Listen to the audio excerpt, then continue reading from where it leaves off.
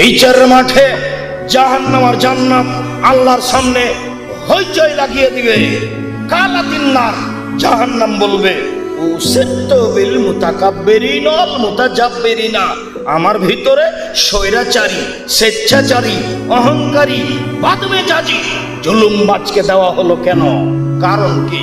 প্রতিপালক আমার ভিতরে স্বৈরাচারী, স্বেচ্ছাচারী, বদমেজাজি, জুলুমবাজ ক্ষমতা দেখিয়ে মানুষকে জেল হাজতে দেয়, এরকম জুলুমবাজকে আমার ভিতরে দেওয়া হলো কেন? তখন আল্লাহ বলবেন, ইন্নামা আনতি গাজাবি, ও জাহান্নাম তুমি আমার শাস্তি, ও জাহান্নাম তুমি আমার রাগ, ও জাহান্নাম তুমি আমার ক্রোধ। আল্লাহ বলবেন, ও জাহান্নাম তুমি আমার রাগ, ও জাহান্নাম তুমি আমার ক্রোধ। ওয়াত্তেবু বিকা মান আশাউ মিন ইবাদি, আমার বান্দার যাকে ইচ্ছে তোমাকে দিয়ে শাস্তি দিব।